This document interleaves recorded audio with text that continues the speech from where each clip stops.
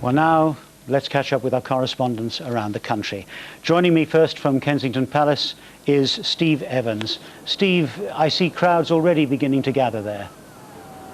That's right. There's a file of people down this alleyway to the gates of Kensington Palace, where they are placing flowers, simple flowers often. The first one at 5:30 this morning, a bunch of white lilies wrapped in newspaper, and since then, ordinary flowers have been going down with handwritten inscriptions. It shouldn't have happened to you. We will miss you, that kind of thing. There's also a media gathering here, as you can probably see. But actually what's really happening here is most people are just standing around simply looking. There is a stunned disbelief here, really, I think. Yes, because it is clearly going to be some time before the people in Britain come to terms with what has happened. She was so much a part of the British scene and indeed of people's hearts.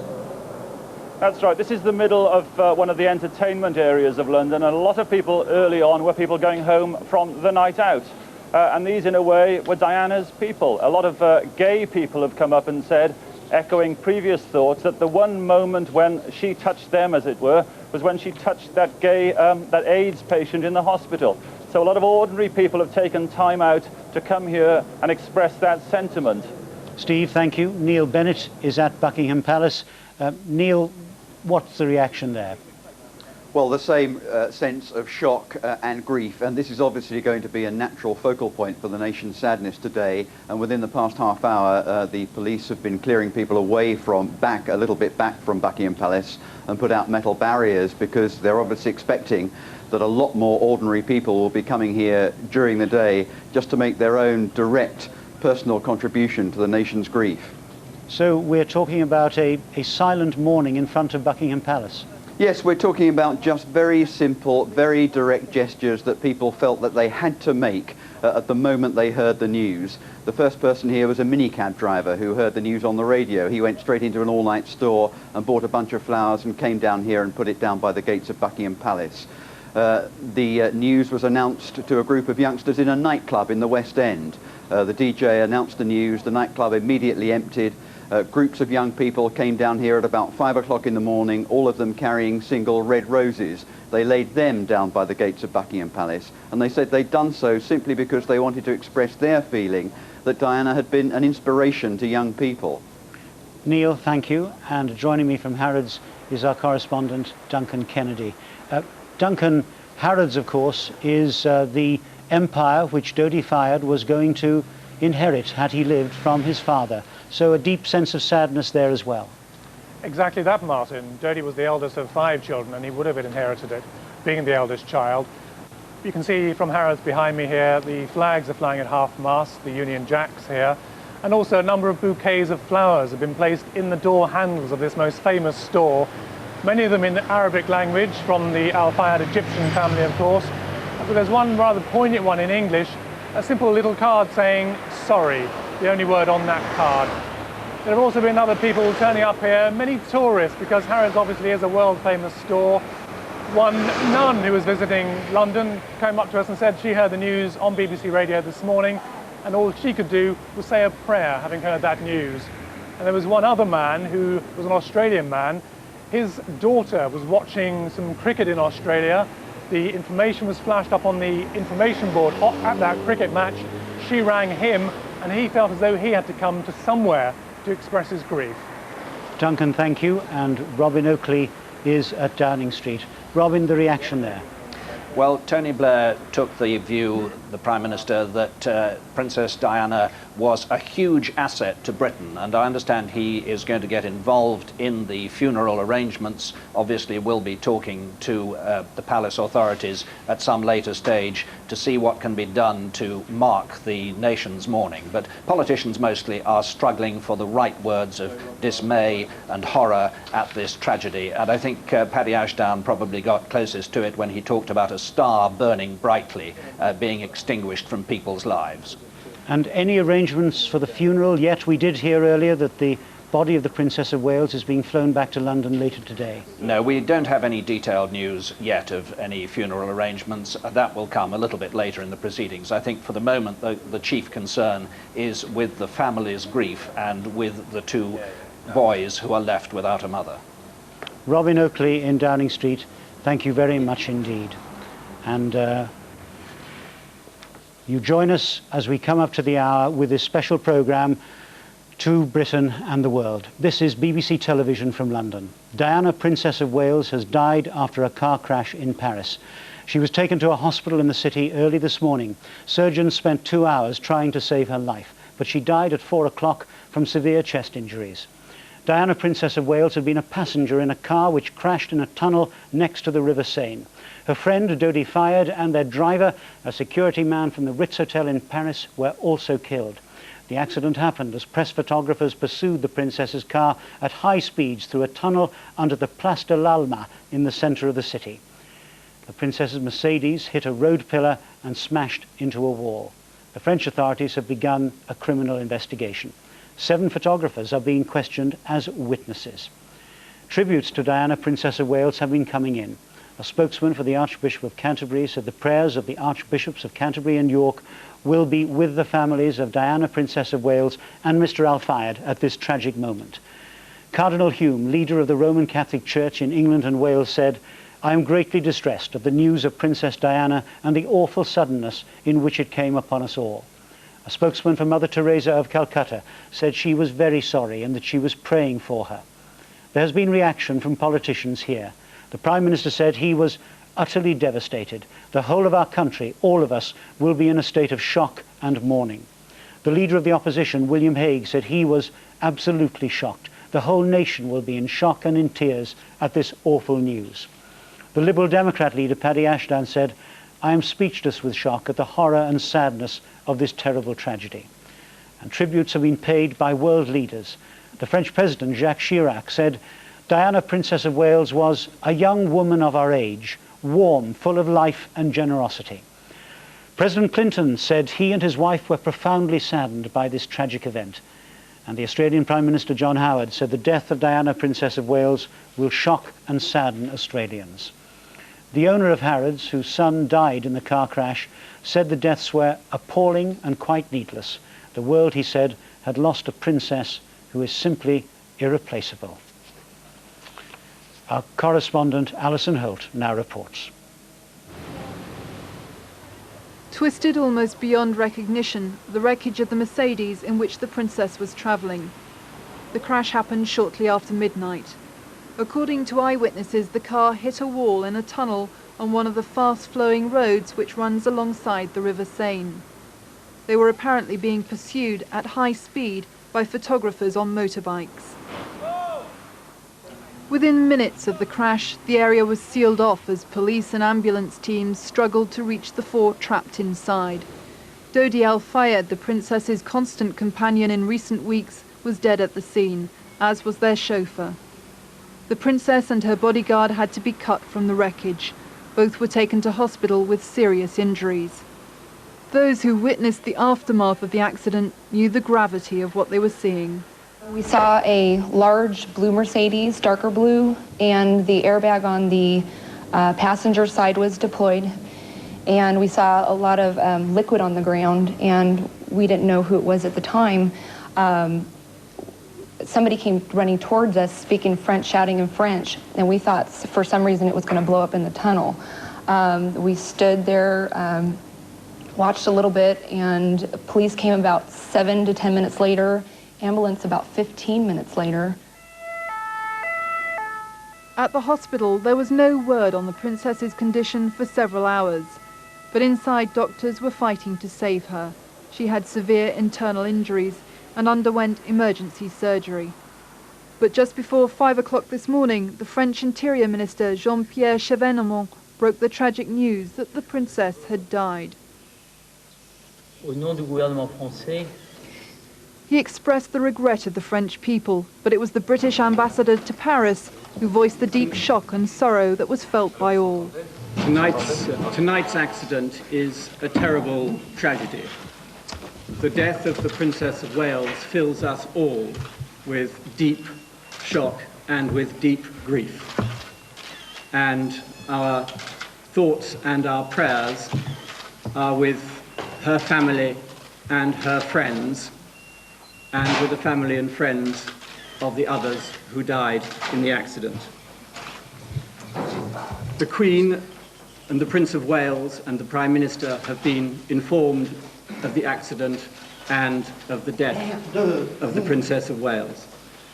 I should like to take this opportunity to thank the Minister and the French authorities and the medical team here at this hospital for all they have done tonight at the time of this terrible tragedy. Thank you.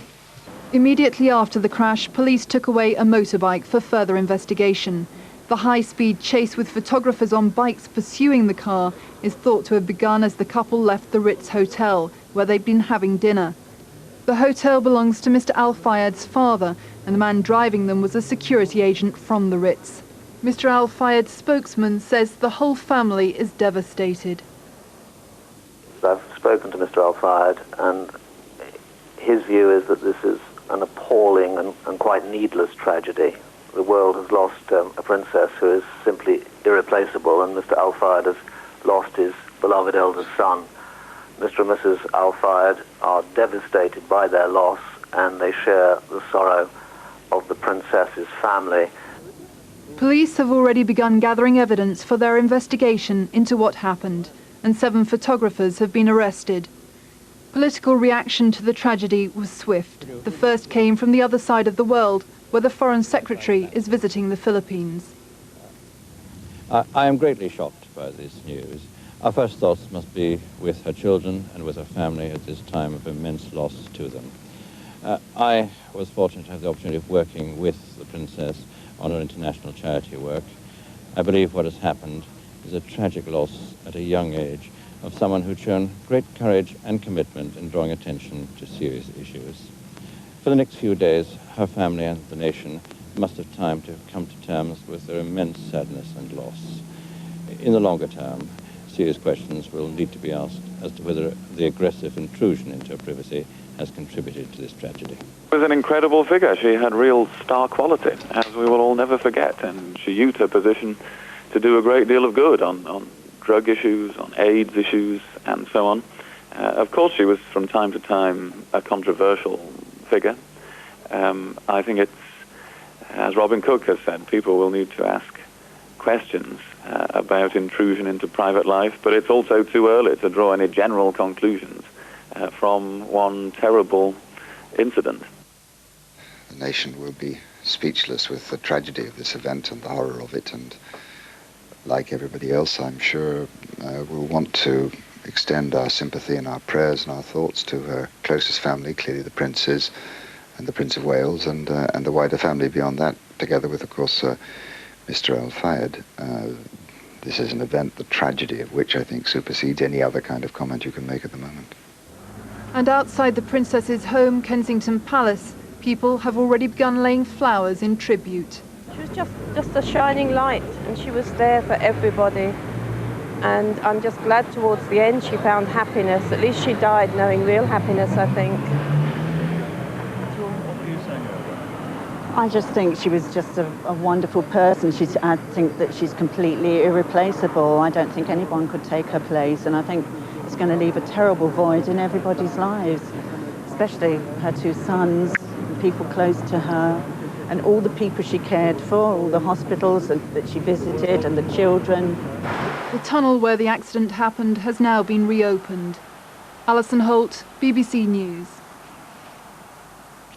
And some of this morning's papers have started to catch up with the news of the death of the Princess of Wales and have brought out special editions. Some of them have not. Some of them are rushing editions onto the streets with the news that she was seriously injured. And the Mail on Sunday, for example, 4 a.m. here, tragedy for the Princess as Dodi is killed. Diana very grave after car crash. And inside, the car flipped. Nobody got out. Tragic end to the new romance that had brought hope to the princess. And then we find, as we move on with new deadlines, the Express on Sunday, 6 a.m. news special. It's not often you find Sunday papers in Britain printing this late, but this is a story of enormous magnitude. The poignant headline, simple, black, Diana is dead. Princess and Dodi killed in a car smash. And there we have inside the pictures of them enjoying themselves, some of the last pictures of the Princess of Wales alive. The love story that turned into a tragedy Diana dies in tunnel smash. Moving on to the broadsheets, which have reacted extremely quickly, faster than some of the tabloids. The Sunday Telegraph: Princess Diana and Dodi are killed in Paris car crash. A spaced out, dramatic, 3-line headline. The paparazzi blamed as Mercedes smashes into a wall. And here, the love story that was cut short by tragedy. Again, that last picture of the Princess of Wales with Dodi Fayed, her friend. Here we have the Observer: Di reported dead with Dodi in Paris car crash. The tragedy happens during chase by press, something that we've touched on this morning and which is clearly going to make more headlines in the weeks and months ahead. Joy shattered. And here the talk about the romance between Diana and Dodi Fayed, the son of Harrods boss Mohammed Al Fayed, provoked worldwide press interest. And this is indeed a worldwide story, because there is now massive coverage throughout the world of the kind that the princess enjoyed in her lifetime, but which sadly is now reflecting her death. Tragedy shatters Diana's brief joy, the joy that her relationship with Dodi Fayed reportedly brought to her towards the end of her life. Here in The Independent on Sunday: Diana killed in crash. The princess dies with lover in Paris. And those are the papers, the morning papers in Britain, echoing the headlines that are now flashing right around the world. Well, Nick Hyam, our media correspondent, is in the newsroom now. Nick, I talked earlier about the paparazzi and the role that the paparazzi may have played in the car crash that killed the Princess of Wales. We did hear the Foreign Secretary earlier saying, in the longer term, serious questions will have to be asked whether the aggressive intrusion into her privacy has contributed to this tragedy. Is this going to increase the possibility of a privacy law in Britain? I think it will certainly increase debate about it. We've had debate many times over the past few years. This is a subject that comes up from time to time, rarely, I think, as dramatically and as tragically as this. The Foreign Secretary is not alone in pointing to the problem not only of the paparazzi in the way they hound princesses and stars, Hollywood stars, pop music stars, but also the fact that newspapers and magazines in Britain and other countries buy and pay very good money for the photographs that they take, and this obviously encourages these freelance people to stalk, to hound, to lay in wait for people like the princess. Whether or not we actually get a privacy law remains, as always, very, very speculative. It's a terribly difficult thing to frame. The last government made several attempts at framing laws which would either prevent publication of things which were intruding into people's privacy, or alternatively would prevent the kind of harassment that appears to have gone on in this case with journalists and photographers stalking people, and they gave up on the attempt. It is extremely difficult to frame a law which prevents undesirable activity, but at the same time doesn't prevent legitimate journalistic inquiry. We heard from Tony Holden and others that perhaps it's necessary to place pressure on proprietors to do something about this. The people who own the newspapers, who pay these huge sums of money that photographers are jostling for. Yes, that's right. And in the past, pressure on proprietors has proved effective. I mean, the most remarkable example was when Rupert Murdoch, the owner of the News of the World, publicly criticised his then editor, Piers Morgan, for running a picture of the Princess of Wales' sister-in-law, in fact, when she was in a clinic suffering from anorexia. And the editor, Piers Morgan, very quickly left the paper. So if it's possible for the establishment to get proprietors on its side, then it does have some effect on what happens on the ground in newspaper offices and magazine offices around the world. The difficulty is that pictures of the princess and pictures of other stars are tremendously commercially important. They sell newspapers. The princess was arguably the most famous person in the world. Newspaper and magazine editors knew that. That's why they were prepared to pay such large sums for revealing pictures of her. The same is true of other stars and other royals, and so long as there is this immense public interest, there is always commercial pressure on newspapers and magazines to buy the photographs. So what you're implying is that even if there was an international understanding among proprietors that they wouldn't put out money for these kind of pictures, that somebody at some stage would be bound to break ranks in their own commercial interests. Yes, you can envisage a majority of newspaper proprietors, perhaps in Britain, agreeing that they won't buy and publish these photographs. But then it only takes one rogue publisher, one rogue company, which sees an opportunity that others are turning down, to leap in, and the rest of the media may feel that they have to follow suit. It is an enormous problem. It's a particular problem in a country like Britain, where we don't really have laws regulating the press. We have a system of voluntary self-regulation, which obviously depends on everybody agreeing to play by the rules. And if somebody doesn't play by the rules, the whole system risks collapse. We've heard of the dislike that the Princess had for certain sections of the media, but there is this dilemma here, isn't there, that on the one hand, she didn't like the activities of the so-called more frenzied paparazzi. On the other hand, the pictures that other elements of the press took actually helped to build up the image that she had around the world, and indeed helped her considerably in the causes that she espoused. Yes, I think there were two things she didn't like. One was the activities of paparazzi who would ambush her and stalk her, and the other was some of the stories that were written about her, often with relatively little foundation in fact. There's always tended in royal coverage, there's tended to be a temptation to take a rumour and turn it into a fact, and Britain's tabloids have on occasion been guilty of that, and she didn't like that. But at the same time, she was well aware of her own popularity. She was well aware of the fact that it could do good. She used it quite recently in her campaign against landmines. She went to Bosnia, she went to Angola. She knew that by doing that, lots of photographers would follow her and the whole issue would get a great deal more publicity. She used it to very good effect, as one of your guests was saying a little while ago, when she visited AIDS hospices and raised awareness of AIDS. And at the same time, she sometimes appeared quite shamelessly to be manipulating the media for her own private personal ends, by leaking stories, by being friendly towards particular individual journalists, by, some photographers are convinced, actively posing, even when they were a long way off and taking pictures with a long lens. A lot of photographers used to say, well, she knew we were there and she was posing for us. So she did have a rather ambivalent attitude. She knew that she had a tremendous public profile around the world, and she wasn't above using that. Nick Hyam, thanks very much for joining us. And I'm joined now from our Bristol studio by Jonathan Dimbleby, the close friend and biographer of the Prince of Wales. Jonathan, what were your impressions of the Princess? My impressions of the Princess were very much like the impressions that we've been hearing all morning. People who recognised that she was a formidable figure, a remarkable public person, a very beautiful woman who's tragically been cut short before she's even had the chance to fulfil her potential. Someone who endured some happiness and a lot of sadness in her life. And like everyone else, I just share that sense of astonishment and loss that she is suddenly no longer there. Was it both inevitable and unfair that she should have had this immense public attention paid to her? Yes, I was listening very carefully to what Nick Hyam was saying just now, and I thought he got it exactly right.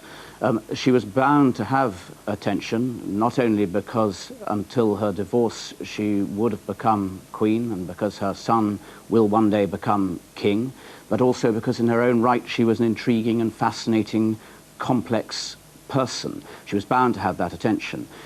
She was able to use that to very good effect for very important causes that she cared about. She was also very susceptible to the media. Again and again over the years, she had this love-hate relationship with the media. She was a very great star, and great stars are often very attracted by the media at the same time as being repelled by the media. It does raise the question about whether or not, however, great stars are entitled to privacy. It's my strong view, and I guess shared by very many people, that they most certainly are, and this horrific tragedy that's just occurred a few hours ago brings that into sharper than ever focus. How difficult do you think it was for the Princess and the Prince of Wales to have their personal difficulties played out across the tabloid headlines? I think agonising. How else could it possibly be? Again, you put the word inevitable.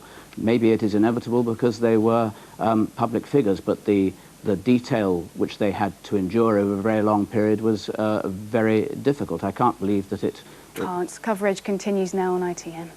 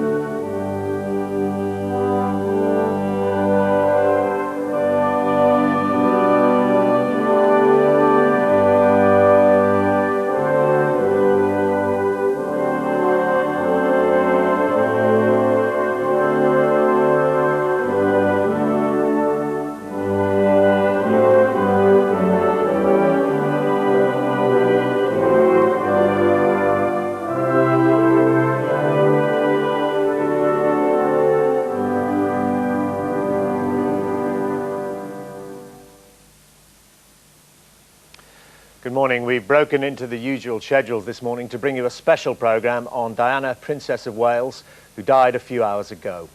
She was killed in a Paris car crash, robbing the nation and the world of a woman they'd taken to their hearts at the age of just 36.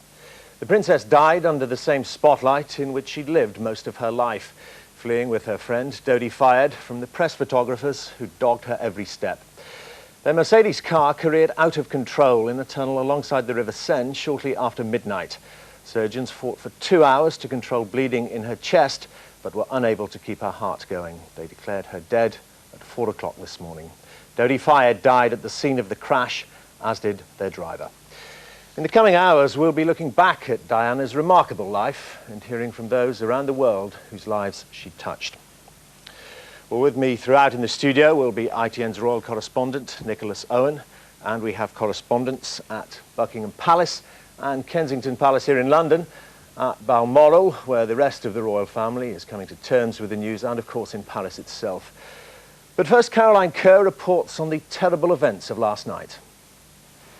It was here, in an underground tunnel alongside the River Seine, that the fatal accident occurred in the early hours of this morning. The Mercedes in which the princess had been travelling with Dodi Fayed was wrecked beyond recognition. It had veered out of control as it entered the tunnel, apparently travelling at high speed. Police said they believed the car was being pursued by photographers when the crash happened. In spite of the efforts of the emergency services, Mr. Fayed died at the scene of the crash along with his driver. The princess was treated by paramedics at the crash site and then taken to hospital. Passers-by rushed to the scene. Some of the first to get there described what they saw. One of the first 3 people in the tunnel. The driver was unconscious, sounding the horn for probably almost 2 minutes. Like she said, I approached the car, got probably 30 feet away, noticed liquid and a gentleman running at me, shouting and waving to leave the tunnel. We exited, sat at the mouth of the tunnel. It was probably 3-4 minutes after that the police arrived. Witnesses confirmed that photographers were there at the time of the crash. The gentleman who was taking pictures was there immediately following the accident. And his camera equipment was far too sophisticated for a tourist. And there was a lot of arguing on the scene, a lot of loud arguing on the scene. And it was definitely with the photographer. Ambulance workers initially managed to revive the princess, but at the hospital where she was taken, the surgeon who treated her said that her heart had already stopped by the time she reached the operating table. Par le SAMU de Paris qui a effectué la réanimation initiale. À son arrivée à l'hôpital de la Pitié-Salpêtrière, elle présente... When she arrived at the hospital, she was already suffering hemorrhaging in the thorax. Then she suffered a stroke.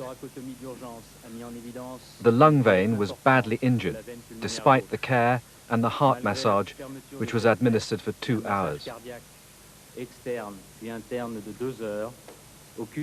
Her death was recorded at 4 o'clock in the morning. The British ambassador, who was also at the hospital, confirmed the tragic news. Tonight's accident is a terrible tragedy. The death of the Princess of Wales fills us all with deep shock and with deep grief.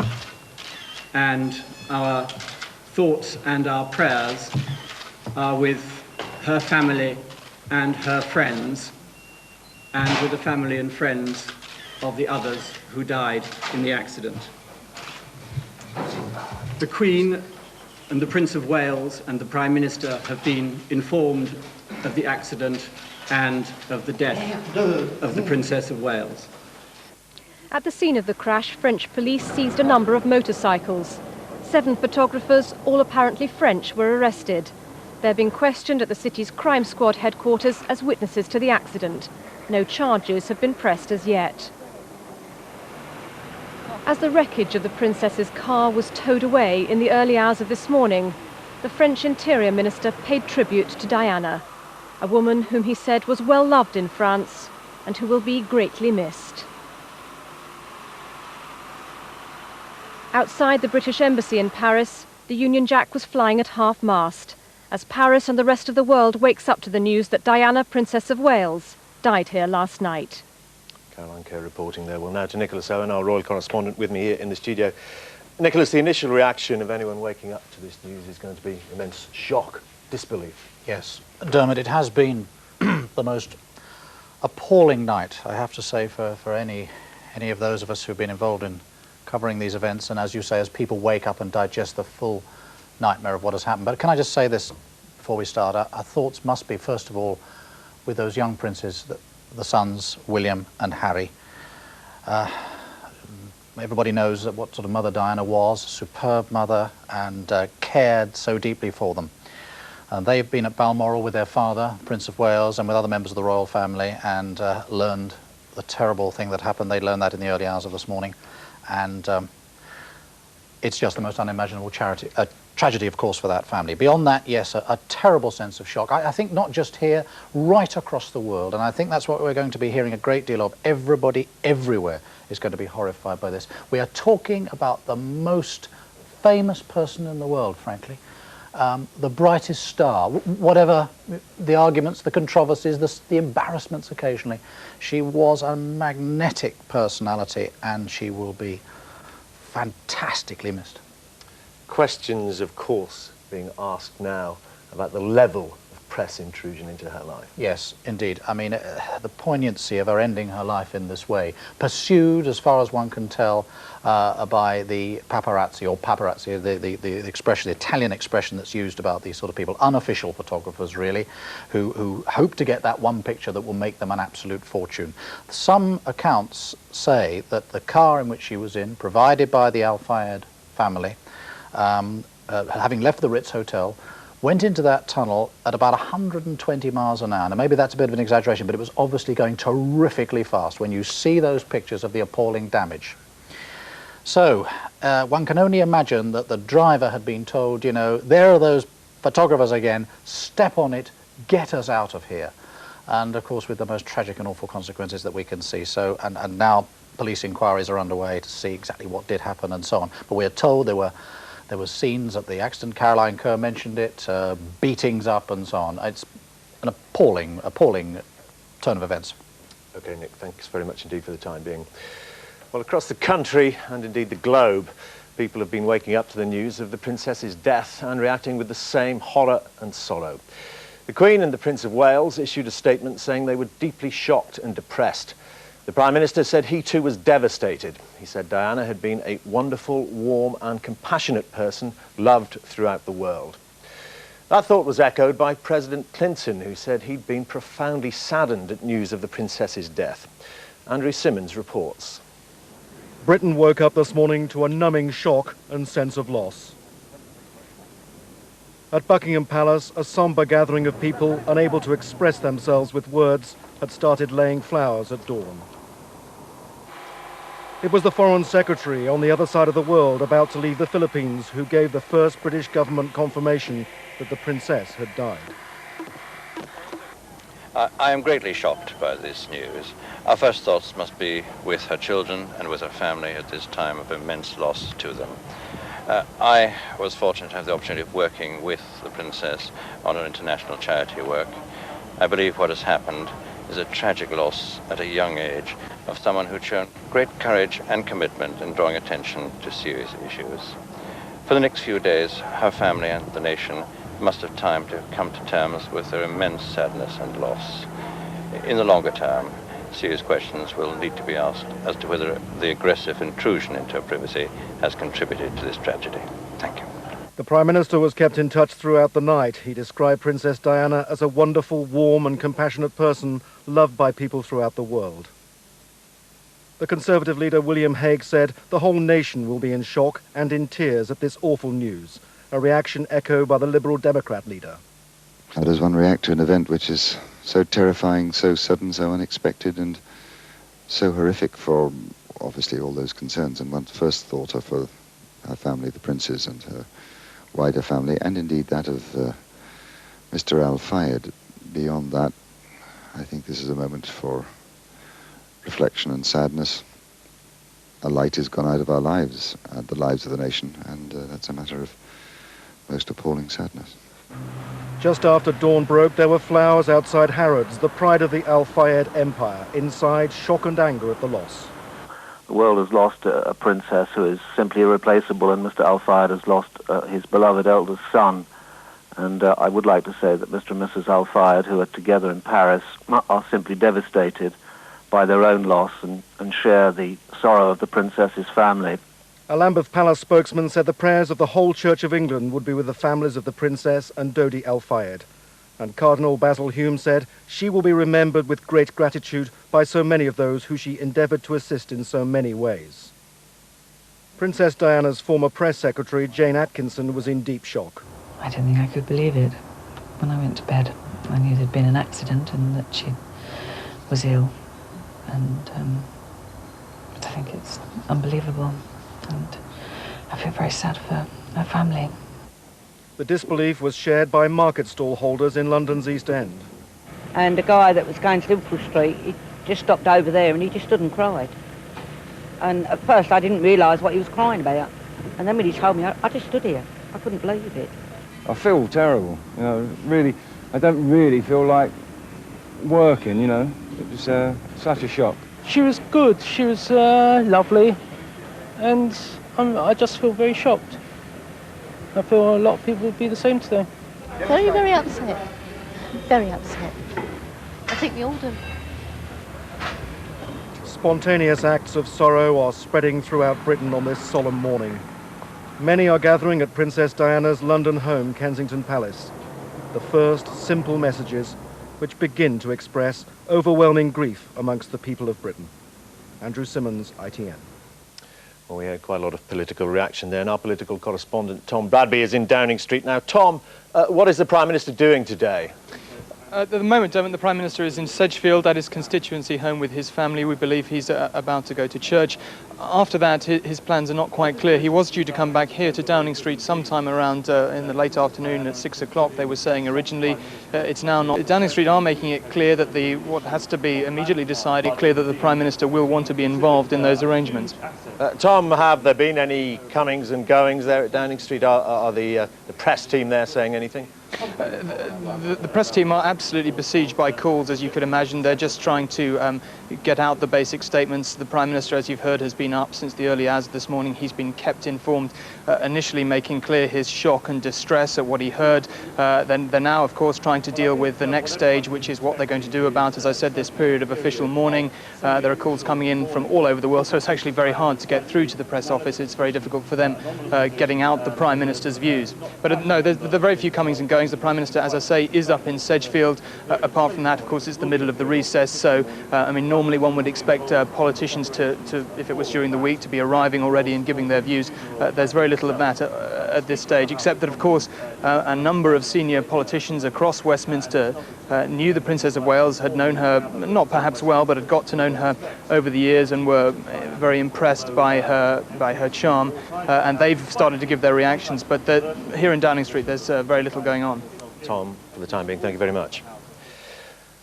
Well, the Princess's death comes at a time when she appeared to be making significant strides in both her public and private lives. In recent months, she'd enjoyed tremendous success in her campaign to get a worldwide ban on anti-personnel landmines, winning backing from countries across the world, including the government here. And her private life seemed to be entering a new phase, thanks to her blossoming friendship with Dodi Fayed. Ian Glover-James reports. In the last months of her life, it seemed the princess was forever on the move, a restless lifestyle never out of the public eye. Unburdened, it seemed, by heavy security.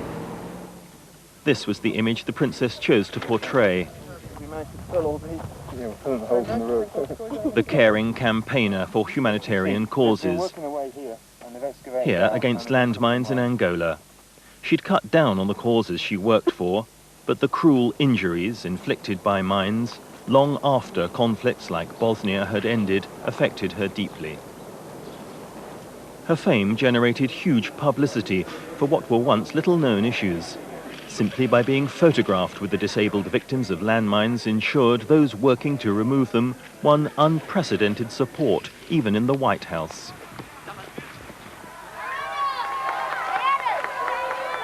By now, her fame as an ambassador for good causes was truly international, and she was seen with some of the world's most celebrated figures. She seemed at ease in a role she developed for herself and was greeted enthusiastically wherever she went.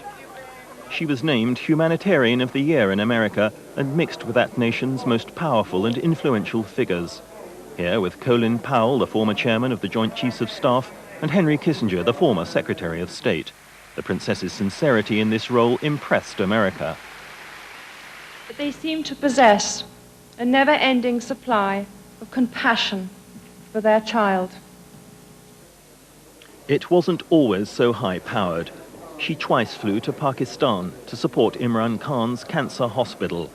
And it was here that a photograph of a caring Diana, cradling a sick child, was to spark her last and controversial press interview. That photograph inspired the French daily Le Monde.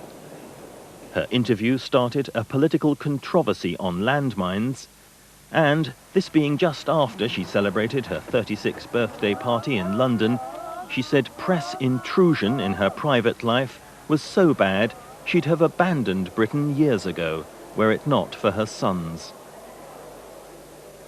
But her taste for a high-profile lifestyle, this was Gianni Versace's memorial service in Italy, sometimes sat uneasily in the minds of the British public with the role of mother of the heir to the throne. Her response was to escape from the pressures of public life, press pursuit and judgmental columnists who had an opinion on every facet of her life. Even the wisdom of a trip to the cinema or a holiday on Muhammad Al Fayed's yacht was questioned when the royal princes were involved. It was her friendship and holidays with Dodi Al Fayed, the Harrod's heir, that ensured the last weeks of her life were never out of the headlines. Dodi Al Fayed seemed to give the princess the close companionship she sought. Her charm, her elegance and her popular appeal stepped outside the boundaries of establishment tradition. The princess seemed to give Britain its first truly modern royal. Ian Glover James, ITN. Just to let you know, we've broken into the usual schedules here on ITV to bring you a special programme on Diana, Princess of Wales, who has been killed in a car accident in the early hours of this morning in Paris, along with her companion and friend, Dodi Fayed, and the driver of their car. They were apparently being pursued by paparazzi on motorcycles and were trying to evade them. Our correspondent, Tim Hewitt, is at Buckingham Palace now. Tim, what is the scene there?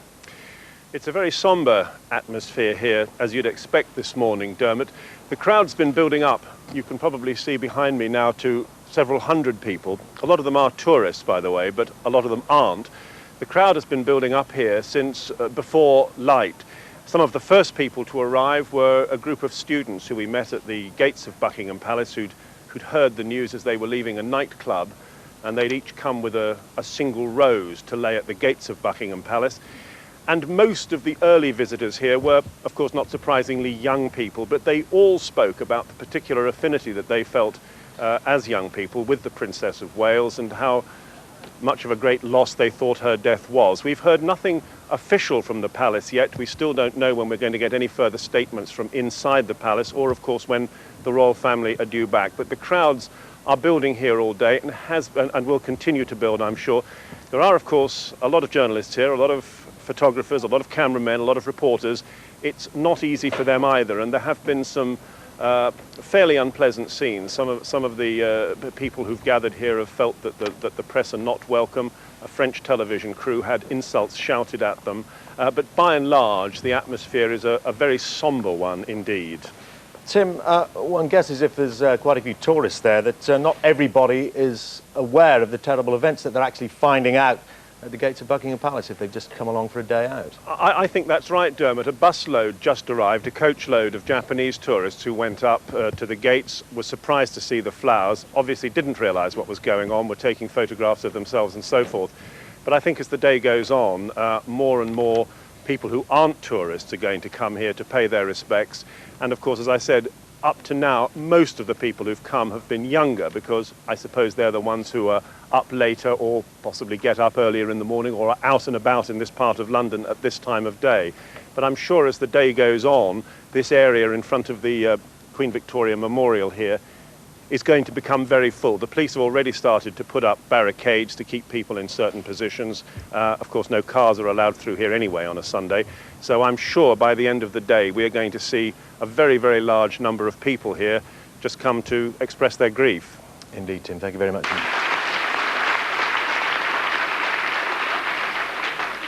I'm supposed to be dragged off in a minute with men in white coats, so if it's all right with you, I thought I might postpone my nervous breakdown to a more appropriate moment. The release of the so-called squidgy tapes, allegedly based on a private telephone call between the princess and a friend, James Gilby, the publication of Andrew Morton's book, Diana, Her True Story, which allegedly had the tacit approval of the princess, a book that told of a wretchedly unhappy woman suffering from eating disorders and worse, and appeared to blame the prince. I must say that there were times during the research when I was discovering about her bulimia nervosa, the eating disorder which she suffered from for 10 years, and of course about the various suicide attempts, these cries for help, and Prince Charles's very long-term relationship with another woman, Camilla Parker Bowles. It just struck me that, is all this true? Am I living in a Walter Mitty fantasy? But gradually the evidence pieced together, and I became absolutely convinced that what I was writing about was authentic, it was accurate. And it was a story which was really giving a very different portrait of the Princess of Wales from this one where she was a rather shy ingenue, who just was the adoring adornment to Prince Charles, this serious-minded, questing future king. Then came the disclosure of another taped conversation, said to be between Prince Charles and Mrs. Camilla Parker Bowles. The succession of books and articles passed the blame from one to the other, forcing the couple to deal with essentially private problems in the full and by now unforgiving glare of publicity. Both the prince and princess tried to shield their sons from the worst of the crisis, but in December 1992 came the inevitable announcement. The couple were to part. I wish to inform the House that Buckingham Palace are at this moment issuing the following statement. It reads as follows. It is announced from Buckingham Palace that with regret, the Prince and Princess of Wales have decided to separate. Diana did have a history of running away from things. If things got difficult, Diana had a tendency to turn and run. And I think that is exactly what happened with this marriage. I really don't think there was any need for the marriage to come to an end. They had been living separate lives for a long time together. Their public image was great. They were both working very well, very successfully. The public didn't need to know that there was anything wrong with their marriage. It was their own private concern. And it's almost like they say that one of the symptoms of bulimia is a desire to, a suicide wish. In a way, her bringing that marriage to an end in the way she did could have been, it was destructive, self-destructive. The estranged couple shared the upbringing of their sons. Diana keen that should be as normal as possible. When her sons were at school, the princess was increasingly lonely. Gradually, friends and confidants were transferred away or left the country. She was convinced there was a Buckingham Palace conspiracy to lower her public profile as planned overseas visits were downgraded or cancelled. But it was another intrusion into her private life that proved the last straw. When photographs of Diana working out in what she believed to be the privacy of a health club appeared in the newspapers, she decided she had only one option. She announced she was withdrawing from public life for several months. At the end of this year, when I've completed my diary of official engagements, I will be reducing the extent of the public life I've led so far. Obviously, I attach great importance to my charity work, and I intend to focus on a smaller range of areas in the future. That created an outcry. So did one of her last public engagements of 1993. Should she have agreed to launch Richard Branson's latest plane? And should Richard Branson have been quite so informal with the mother of the future king? The princess had pledged to continue her charity work, but her promised lower profile was to hit them hard. She also decided to dispense with police protection and her bodyguards. That brought consternation to those responsible for her safety. Incidents during the Prince of Wales's tour of Australia and New Zealand proved how difficult it was to keep royalty safe, even with the best security arrangements.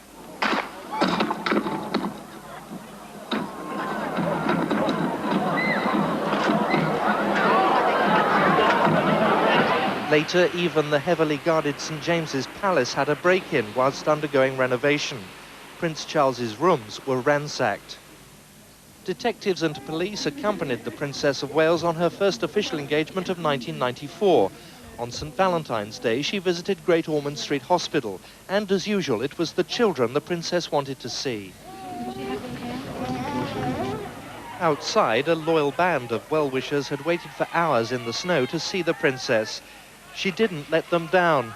There are those who feel it was the princess who was let down by the prince, the media, and the establishment. For the Princess of Wales, it had been a life of extremes. Diana was always very, very good with people.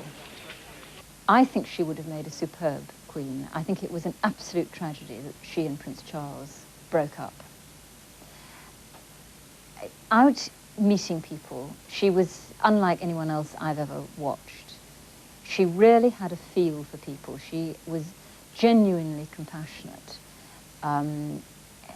had always had just the right word to say, which is, I mean, a lot of people say, oh, what do the royals do? They just shake hands, anyone can do that. Actually, not anyone can do that. It's a very difficult job, bearing in mind that everybody they meet is going to remember every word that they uttered and tell it to their friends and their children and their grandchildren and great-grandchildren.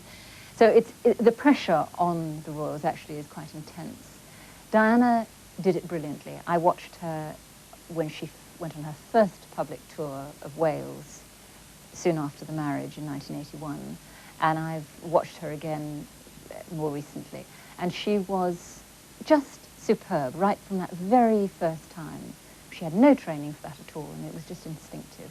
So that, I think, would have made her a superb queen. What I think she had difficulty with was the discipline. I think she railed against that from the very beginning. She had been portrayed as the saviour of the monarchy and the woman who threatened to demolish the entire edifice. She was somebody who was very caring. I thought that she had the cares of the world upon her. I thought that she was brought down. She was a very splendid woman. She had many extraordinary qualities, and we buried them, and we didn't allow those qualities to be used for the benefit of the nation, as they should have been. And I think it is eternally to the shame of the Prince of Wales that he perhaps put his own personal pleasure before duty to the country, because Diana would have been a most wonderful queen, and we never had that opportunity to see her in that role, and I think that's a matter of great shame to us as a country. For the princess, it was a life of extremes, and inevitably the media's voracious appetite for gossip put her love life under the spotlight. In 1994, she was linked with the England rugby captain Will Carling, and 2 months later, Anna Pasternak's book, Princess in Love, chronicled her 5-year affair with James Hewitt. But the royal marriage suffered its crucial blows when the Prince and Princess of Wales decided to go public with their unhappiness. The Prince used a Jonathan Dimbleby documentary to admit his affair with Camilla Parker Bowles. Then, in 1995, Diana gave an interview to BBC's Panorama. She revealed her misery and hatred, referring to her husband's staff as the enemy, and she said she would not go quietly. The fairy tale marriage came to an end in a bleak courtroom in the family division of the High Court just over a year ago.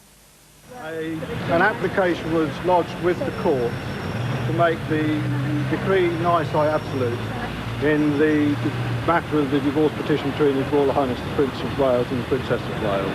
That application was considered, and at 10:27 this morning the certificate making the decree nisi absolute was issued. She had lost the title Her Royal Highness, but would remain an equal influence in the lives of Princes William and Harry. She would also be better off to the tune of £17 million. But Diana, Princess of Wales, as she now was, needed to concentrate on her role. That emerged only this year, as she concentrated on the issue of landmines. Her fame guaranteed worldwide coverage. It was a job she appeared to enjoy. Private happiness, too, seemed to emerge with her growing friendship with Dodi Al-Fayed. She was undoubtedly one of the world's most popular women, and the affection of the public remained despite the controversy which surrounded much of her life. Diana, Princess of Wales, had won the heart of the nation, but never that of her prince. Good morning, if you've just joined us. You're watching Sky News with Frank Partridge and Kay Burley, tuning in to the terrible news that Diana, Princess of Wales, is dead. The princess died along with her companion Dodi Fayed in a car crash in Paris in the early hours of this morning. Their driver also lost his life. Princess Diana's body will be flown back to Britain by the RAF later today. Her death in her horrific high-speed car crash was announced at Paris shortly before 4 o'clock this morning. Buckingham Palace said the Queen and the Prince of Wales are deeply shocked and distressed by this terrible news. Princes William and Harry have been informed of their mother's death. The car crashed in a tunnel on a road alongside the River Seine just after midnight as Diana and Dodi were being pursued by paparazzi photographers. Just after midnight, a Saturday night out in the City of Lights turned to tragedy. In a tunnel running parallel to the River Seine in the heart of Paris, the car carrying Princess Diana and her Egyptian companion Dodi Al-Fayed crashed. The precise details are still not known, but the Mercedes 600 emerged from the tunnel a total crumpled wreck. Circumstantial evidence at least that the car had been driving at high speed, apparently to get away from photographers who were following the couple. While the French capital's emergency services were still trying to clear the accident site, the deaths of Mr. Al-Fayed and the car's driver were announced. Despite massive internal bleeding, the princess initially survived and was undergoing surgery at the Salpêtrière hospital when she suffered a heart attack and died. And it was at the hospital that 4 hours after the crash, her death was announced by Bruno Rioux, the doctor who had tried to save her life, and a clearly deeply shocked French Interior Minister and British Ambassador. The death of the Princess of Wales fills us all with deep shock and with deep grief. And our thoughts and our prayers are with her family and her friends, and with the family and friends of the others who died in the accident. This morning, the people of Paris will awaken to the news, and like much of the rest of the world, will be deeply shocked. In itself, a fitting tribute to a woman who, during the past 16 years, had made herself a unique worldwide celebrity.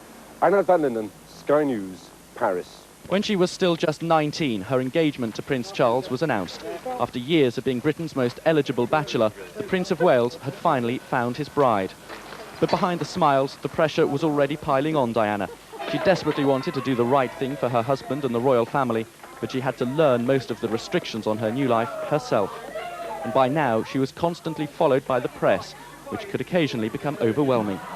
And even this early, the relationship didn't seem to be quite the fairy tale romance it had first appeared. I collected it last Friday when I went to the end-of-term party, which I ended up being battered and bruised. There were so many children crawling on top of me. But they presented me with that and a glass representing young England. It was lovely and really nice.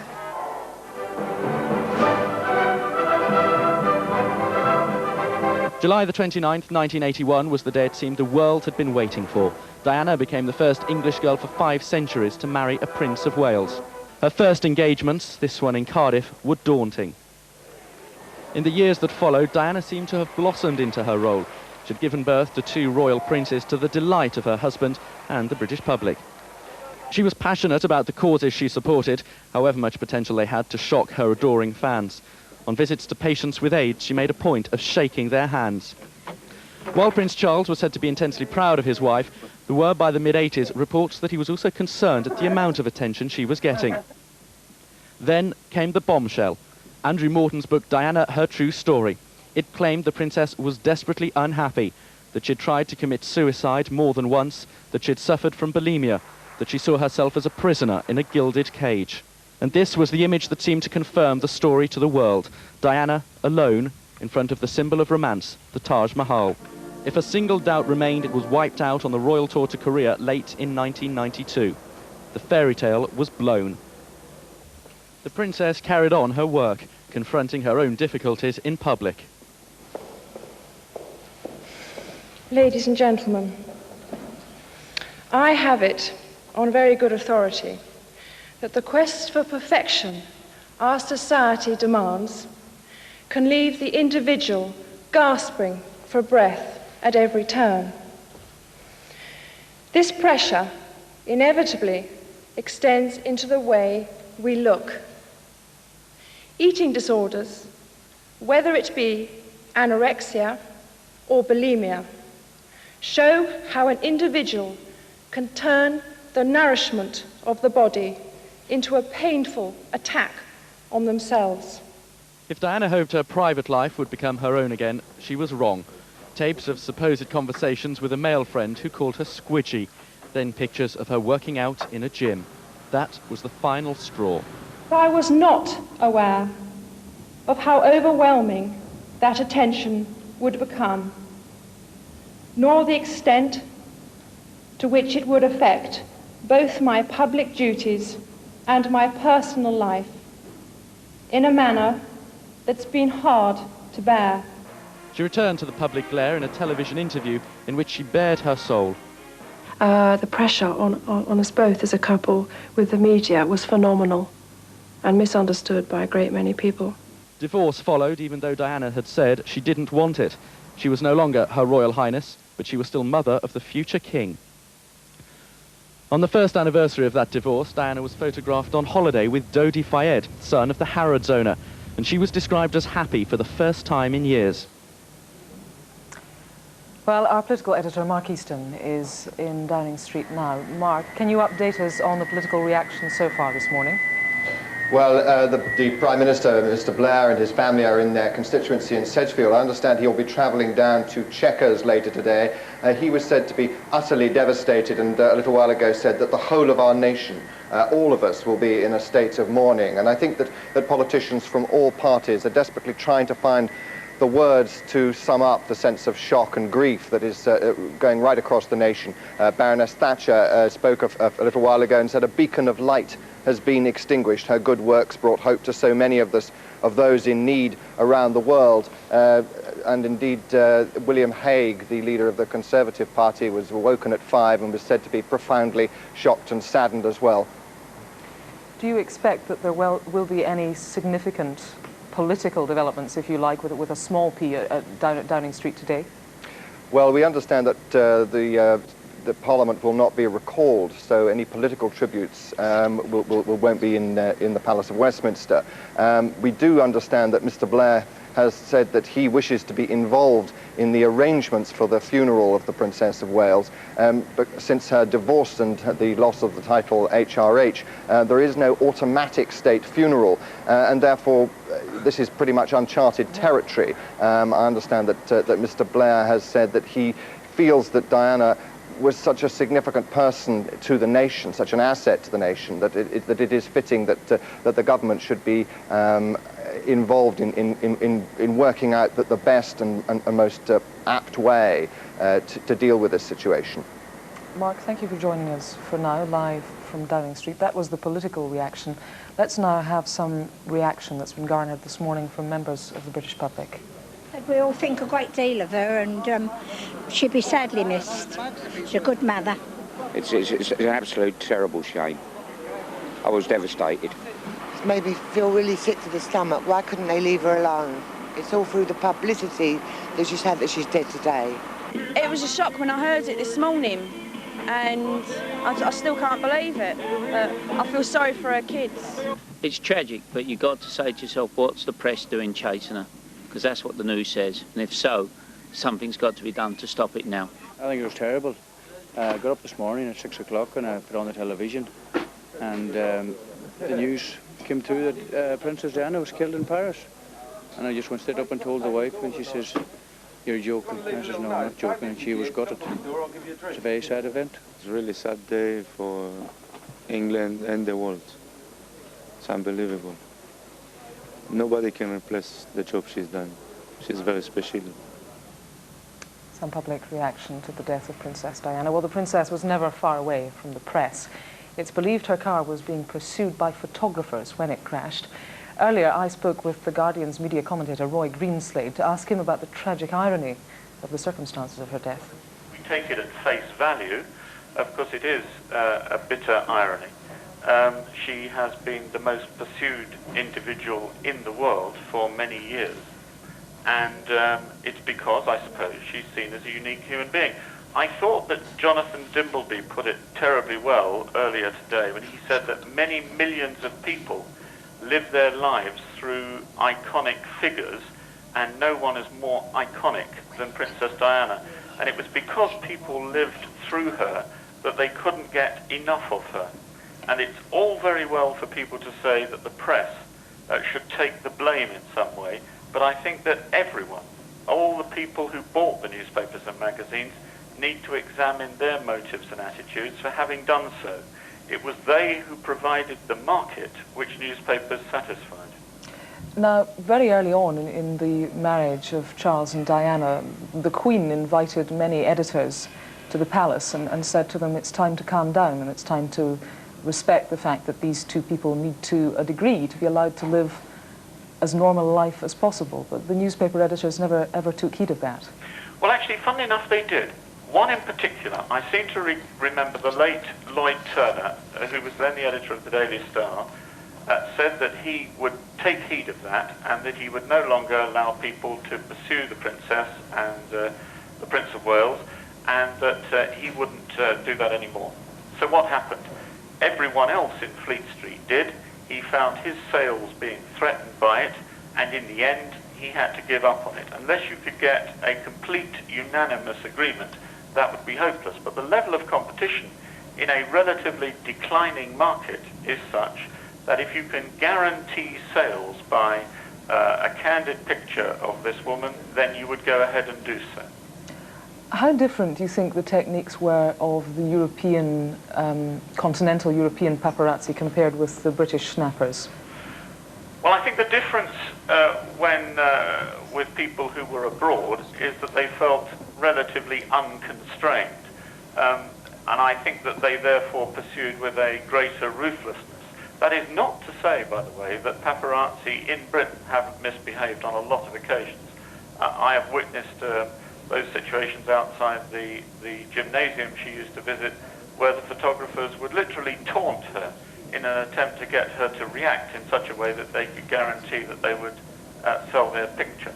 But abroad, I think that the foreign paparazzis didn't have those kind of sensibilities anyway. They weren't going to be suffering in any way from the kind of pressures within their own countries, because they were largely not selling their pictures in France, where there are privacy laws, but abroad.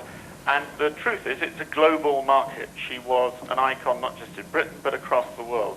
And I don't think there's been another individual, not a film star, not even Jacqueline Onassis, who probably came closest, who actually had as much attention, the world's attention, was not as famous as this woman, Princess Diana. What about the rumours that she fostered very personal relationships with certain journalists and favoured them with stories? Were those rumours true? Oh, I don't think it was a matter of rumour. I think it was a matter of fact. She did cultivate certain journalists. She certainly aided and abetted Andrew Morton in that seminal book in 1992, which changed everything. And I think there's no doubt that she cultivated certain photographers, and certainly Richard Kay from the Daily Mail of late, to get her points across. And I think the dangers were there, weren't they, that you can't really have it both ways. I think the difference, for instance, with Jacqueline Onassis was that she decided that she would be as private as she could possibly be, and that she would not engage in any relationship at all with the press. And I think that that was the problem for Princess Diana. She desperately felt that if she didn't cultivate some parts of the press, that she would in some way lose her public standing. And yet, by doing so, she opened up her life to scrutiny by that bit of the press that weren't being fed by her. And it was really that ambivalence which caused the problem between the confusion between what is in the public domain and the private domain. Finally, how do you think what has happened will affect the press's future coverage? Well, I think that the British press will be reflecting very much on how the public react to this whole matter. And of course, we are looking now at a new generation in the form of Princess Diana's two sons. There have been, of late, indications that there has been intense interest in Prince William since they're posing for pictures at Balmoral. But I wonder if it will give pause for thought to proprietors and to editors about whether or not they should be so intrusive in future. In fairness, I do not think that there will be quite another person like Princess Diana. And I think that she was a unique human being, thrust into a unique situation. And it is unlikely that we're going to return to this situation. At least one can't foresee it. Well, the news came too late for many of the Sunday papers. Many have reprinted special editions this morning. Rob has been taking a look at them. Take us through that, Rob. Okay, we have the broadsheets who have brought out the second edition so far. We have the Sunday Telegraph summing up the story in a sentence. Princess Diana and Dodi are killed in Paris car crash. Just here, let me just make this a little bit easier for you. Just here, this paragraph here. Paparazzi blamed as Mercedes smashes into wall. That, I think you will find, is what continues to be the message throughout the day. We're going to leave you now, Rob. We've got Tony Blair, a statement, I believe, coming in now. And I believe we have the pictures just coming. Here we are. In particular, her two sons, the two boys. Our hearts go out to them. We are today a nation in Britain in a state of shock, in mourning, in grief that is so deeply painful for us. She was a wonderful and a warm human being. Though her own life was often, sadly, touched by tragedy, she touched the lives of so many others in Britain throughout the world with joy and with comfort. How many times shall we remember her? In how many different ways? With the sick, the dying, with children, with the needy. When with just a look or a gesture that spoke so much more than words, she would reveal to all of us the depth of her compassion and her humanity. You know how difficult things were for her from time to time. I'm sure we can only guess at, but the people everywhere, not just here in Britain, everywhere, they kept faith with Princess Diana. They liked her, they loved her, they regarded her as one of the people. She was the people's princess. And that's how she will stay, how she will remain in our hearts and in our memories forever. Prime Minister, we understand there may be a suspension of campaigning in the Scottish and Welsh referendums as a mark of respect. Is that something that is likely to happen? Well, I'm sure that that will be considered, Michael, and you know, there are a whole lot of questions that need to be asked and answers that will be given. But just right at this moment, I don't think it's the right time. And you yourself met her, did you not, just before she went on holiday to talk things over? Her mood then was very buoyant, in terrible contrast to what we're all thinking today. yes, she seemed full of happiness, full of life, and she was great fun to be with, and she was an unusual but a really warm character and personality. And I will remember her personally with very great affection. I think the whole country will remember her with the deepest affection and love. And that is why our grief is so deep today. Prime Minister, will you be talking to members of the royal family today? I should say to you, I've already spoken to the Queen and the Prince of Wales.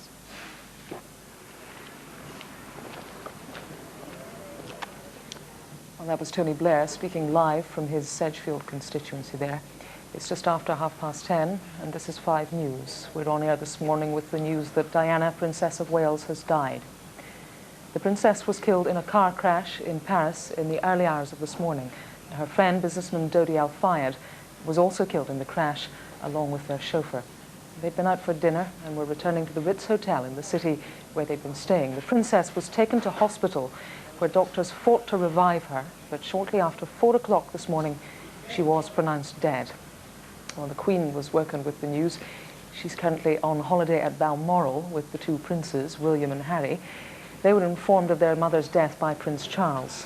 In a statement, Buckingham Palace said, "The Queen and the Prince of Wales are deeply shocked and distressed by this terrible news."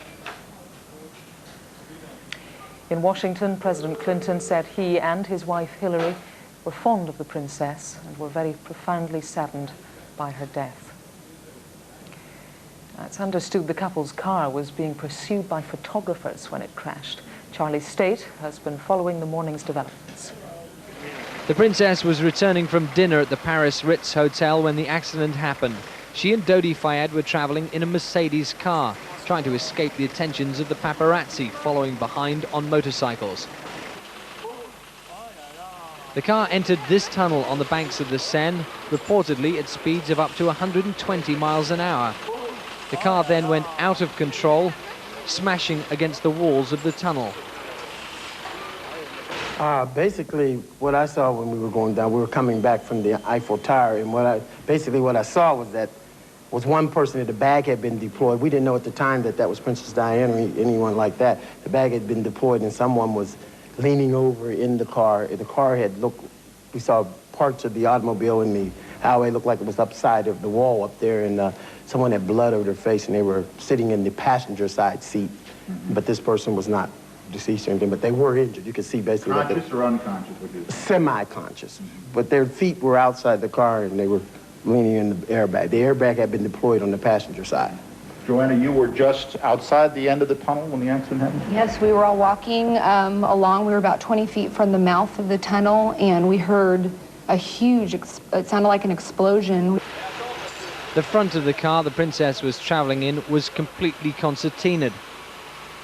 The force of the impact so great that the front radiator grille pushed back into the passenger seat compartment.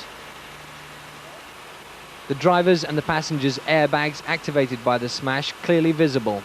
Dodi Fayed was killed instantly. The Princess of Wales was still alive but trapped in the wreckage.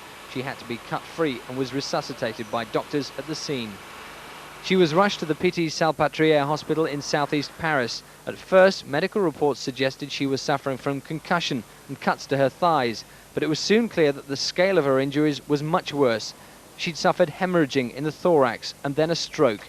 She was given heart massage for 2 hours, doctors making increasingly desperate attempts to keep her alive. At one point, they opened up her chest and massaged her heart by hand. At 4 a.m., Diana, Princess of Wales, was pronounced dead. Back at the scene, passers-by joined the world's media to glimpse the mangled wreck of the Mercedes car. Dodi Fayed's chauffeur was killed in the crash, and Princess Diana's bodyguard is understood to be seriously injured. A total of 4 people were in the car when the accident happened. French police have arrested 7 photographers believed to have been following the Mercedes at the time of the crash. Their cameras and film confiscated. Eyewitnesses say instead of helping the victims, they stood by taking photographs. The mangled wreckage of the car has now been removed.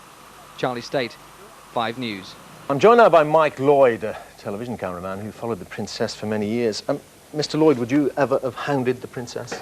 Not in this way, no. I think it was very bad the way they were doing the hounding over in France. I, in fact, actually gave up photography 6 months ago because it was getting harder and demands on this, and I didn't agree with actually hounding in this degree.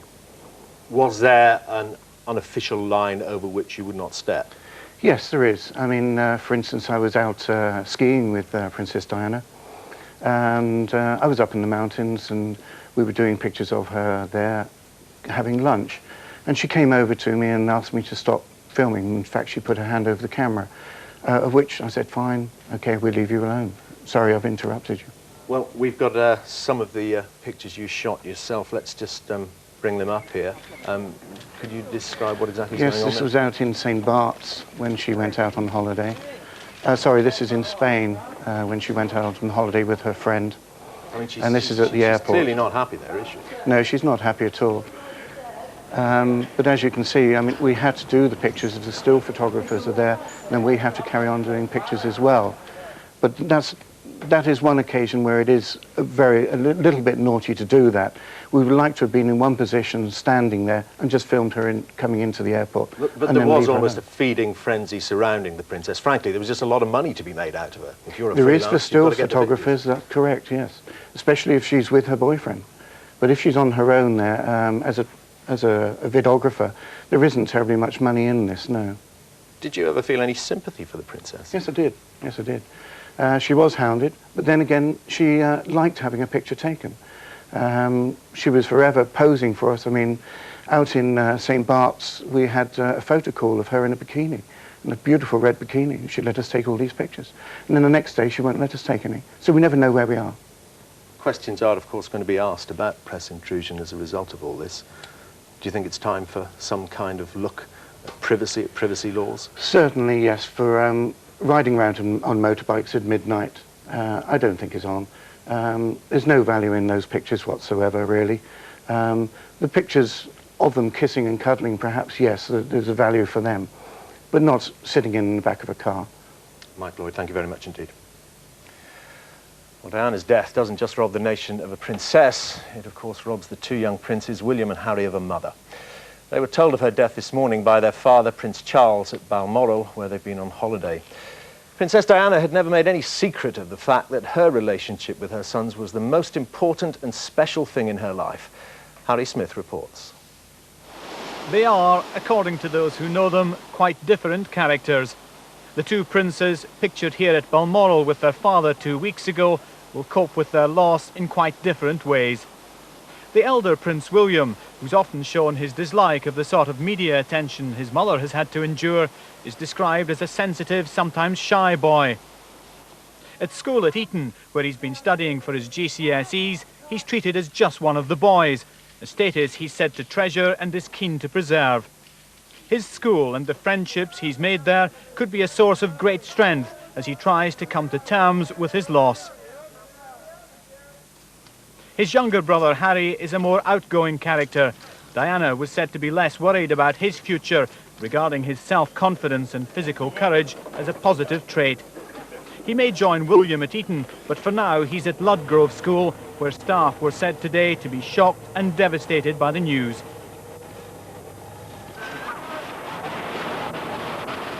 Diana, always the picture of the devoted mother, said recently she would have left Britain if it hadn't been for her sons. Now they, who were always going to have difficult childhoods, must grow up without the support of their loving mother. Harry Smith, ITN.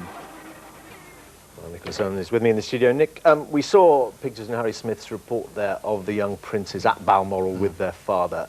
A rather uncomfortable-looking William. Yes, it was a strange occasion, really, because what happened, the royal officials attached to the Prince of Wales and the Queen, indeed, those who worked for them, decided that they didn't want to run any risks of this business of paparazzi creeping through bushes or anything else around Balmoral. So what they said was, for the first time, they invited the cameras in, the press and the TV cameras, and I went there myself, and I must say, on this marvellous morning, on this gorgeous riverbank by Balmoral, there out came the Prince of Wales, he, of course, in the tartan, because he does like dressed like that. But the boy is, interesting enough, now dressed the way the princess was always keen on, much more modern, well, in fact, very modern, and looking reasonably relaxed. But it quickly became evident that William, we now know he's 15 years old, he's jolly tall, well over 6 foot, towers over his dad.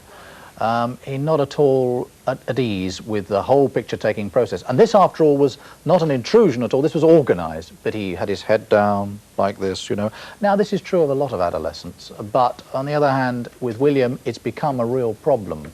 And I know that at Buckingham Palace there is serious concern, has been serious concern for some while now, that, you know, how are they going to launch this young man on the public stage? And of course, they would turn round to him and say, well, now today, sir, young Prince William, you're going to meet all these photographers on the riverbank. And he'll say, but look what they did to my mother last week. So this problem was constantly feeding on itself. But there's no doubt at all that William finds the whole business of being on public display very difficult. Harry, it's a different matter altogether. Very sharp, bright young man who is, you know, happy as Larry, doesn't mind too much at all. But clearly now that concern about William is going to be multiplied a millionfold. Yes, of course it is. I mean, the difficulty is, you know, I mentioned earlier that I've been speaking to people involved in the court around the Queen and so on, and this has been one of their overriding concerns. You know, how are they going to deal with the situation in the future? Because William is to be king of this country, barring accidents. What a phrase to have to use on this morning, but barring accidents, he will be king one day. He can't hide away. It's just impossible. So how do they get round this problem? And it's been a terrific problem already. Now it has become an absolutely overwhelming one. And I can't help feeling that we're going to hear so much more in the next few days and weeks about that, whether there should be privacy or not. In this country, new privacy laws. But of course, here we were operating abroad anyway, operating in France, where the laws are different. The laws are different in America. The laws are different wherever you go. So I just think it's a matter really of all societies examining. It isn't just those who work for the press, not just the media, not just the cameramen, but the willingness of people to buy the newspapers in which the photographs appear. People go and buy, because the princess is there, up go the sales.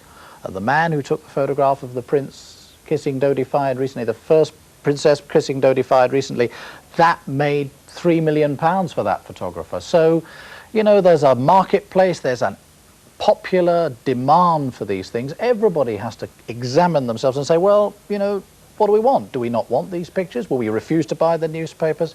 It's a larger subject than just invasion of privacy, but it certainly bears very hard and very heavily on Prince William. Thanks a lot, Nick. Well, we're joined now from Paris by our Europe correspondent, Bill Neely, who's monitoring events closely over there. Bill, what happens now?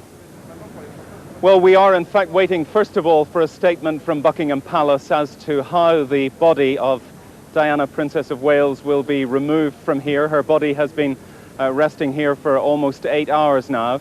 There is a helicopter landing pad within the hospital itself, and it's thought that perhaps the Prince of Wales will arrive here by plane to the military airport outside Paris, and he will travel by helicopter to here.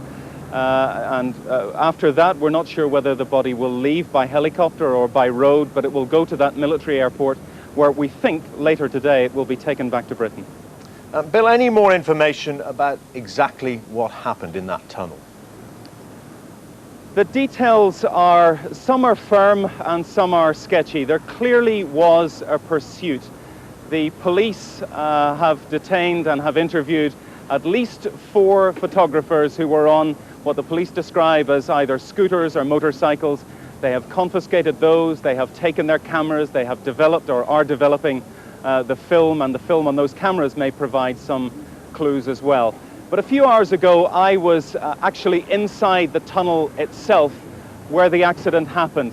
And it's quite clear from the chalk marks that the police have made in that tunnel the sequence of events. It is one of the fastest roads along the Seine, or one of the fastest stretches of road along the River Seine in Paris. A taxi driver is reported to have told police that the car overtook his taxi at a speed of between, says the taxi driver, 140 and 160 kilometers an hour. Now that would be in and around 100 miles an hour, so very fast. The road dips and bends, and as you come into the tunnel by the Alma Bridge where the accident happens, it dips and then it curves into the tunnel. So going at a speed like that, even without pursuing motorcycles, it would be somewhat risky. Yes, From Bill, the chalk marks on the ground, it seems like it hit the curb inside the tunnel, and whether it went onto its roof or not, we don't know, but it certainly went up into the air and then hit the wall on the other side very violently. You can see scrape marks all along the wall, and all around the tunnel there are pieces of glass, bits of the car, small bits. They've taken most of the rest away.